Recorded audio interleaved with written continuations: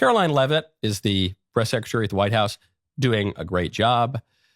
Such a great job that the ladies of The View feel the green monster coming upon them. I think she's probably been put in there because, according to Donald Trump, she's a 10. How often do you see the tables being turned on major media powerhouses? Well, buckle up, because this is one of those rare moments where things get flipped upside down. Let's dive into the dramatic, jaw-dropping bombshell that has the entertainment world and political circles buzzing. Picture this: Whoopi Goldberg visibly shaken, Joy Behar scrambling behind the scenes, Sunny Hostin in potential financial hot water, and the entire team at ABC in full-blown crisis mode. Why? Because Karoline Leavitt, the youngest White House press secretary in U.S. history and a rising star in conservative politics, just launched a legal grenade at The View. That's right, an enormous defamation lawsuit worth a staggering 800 million currency units. Yes, you heard correctly, 800 million. They really don't like this woman. She's a good communicator. And so Joy Behar just offered her analysis on why Leavitt was picked for the role. Now, let's rewind a bit and piece together how we got here.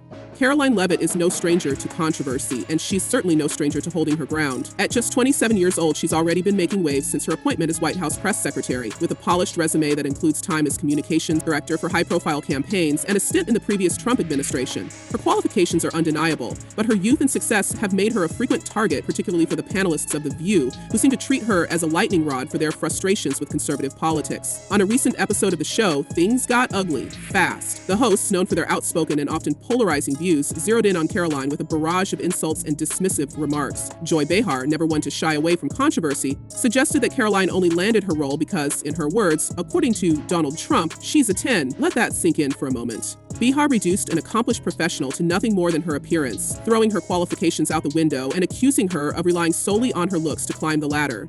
And it didn't stop there. Because she said something yesterday that really pissed me off.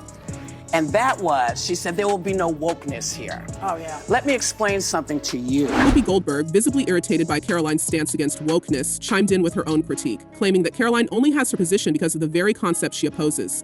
Without wokeness, you wouldn't even have that job, Whoopi declared, her voice tinged with frustration. Sunny Hostin then piled on, labeling Karoline's success as a direct product of white privilege. The conversation wasn't just heated, it was downright scathing. To top it off, they ridiculed her first press conference, where she had announced sweeping changes to the White House press briefing process, including creating space for independent media voices like podcasters and influencers. Rather than engaging with the substance of her reforms, they dismissed her efforts as unserious and unqualified. Without that wokeness, you might not have that job. Yeah. Because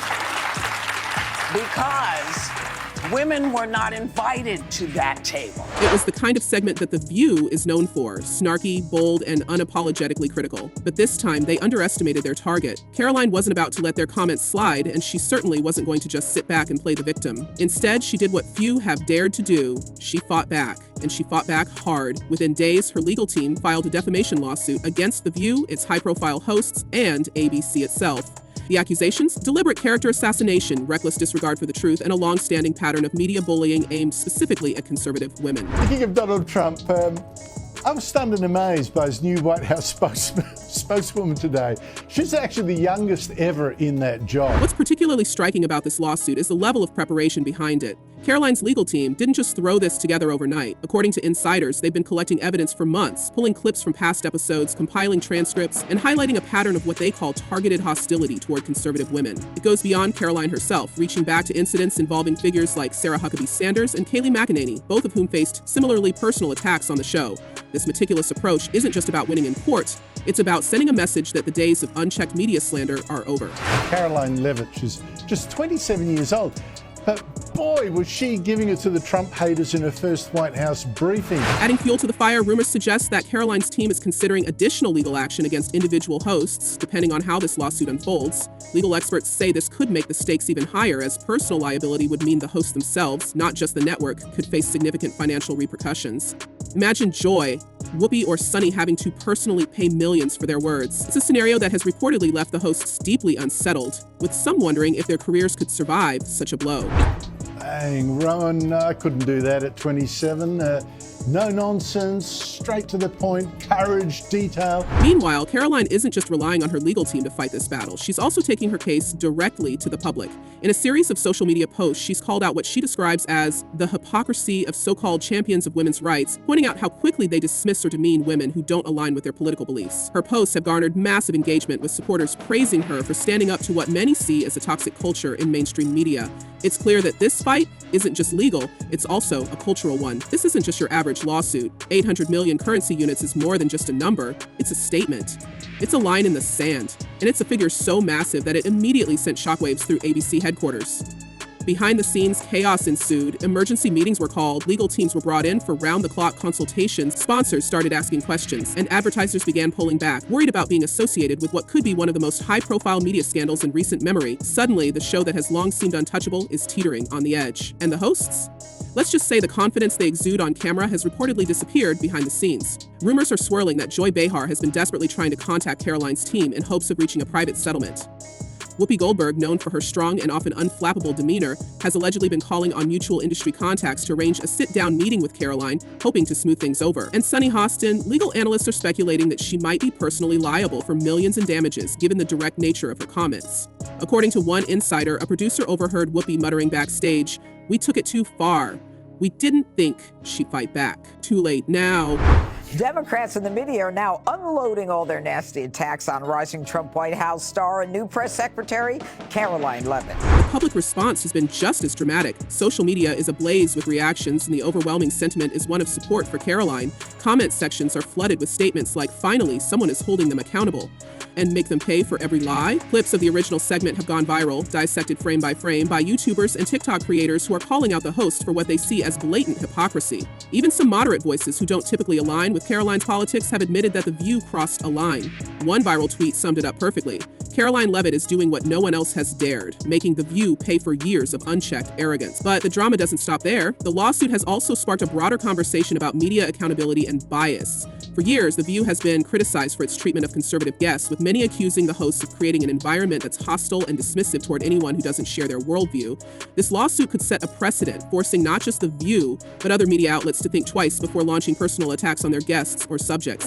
No, it's not. So first of all, and I have had my objections to the job that Karine Jean-Pierre did, but she worked in politics for 21 years, 5 presidential campaigns, and worked in 2 administrations. And what about ABC? The network is reportedly grappling with some tough decisions. Multiple insiders have confirmed that executives are actively weighing whether The View can continue as it is, or if it's time to pull the plug entirely. The show has had its share of controversies over the years, from Whoopi's inflammatory comments to Joy's political rants, but this might be the tipping point. Some board members are advocating for a complete overhaul, while others are suggesting a temporary hiatus to let the dust settle. Advertisers, too, are on edge, with some already pulling their sponsorships to avoid being caught in the crossfire. For Karoline, this isn't just a legal battle, it's a moment of vindication. She's made it clear that she's not just defending her name. She's making a statement about media ethics and the treatment of conservative voices. "You don't get to mock, smear, and destroy someone's reputation without consequences," she reportedly told her supporters. And if the public reaction is any indication, her message is resonating. Other conservative figures are rallying around her, sharing their own stories of being mistreated by mainstream media outlets. In a way, Karoline has sparked a movement, and it's one that could have far-reaching implications for the media landscape. And Karoline Leavitt isn't just making headlines, she's also rewriting history. At 27, the New Hampshire native has become the youngest White House press secretary ever.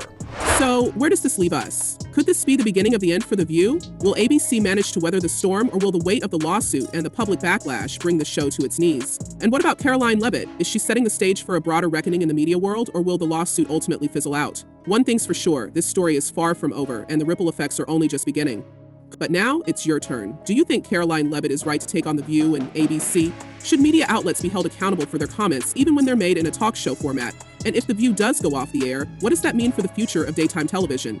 Let us know what you think in the comments below. And don't forget to stick around, because if this is how the story starts, just imagine how wild the ending might be. See you in the next one.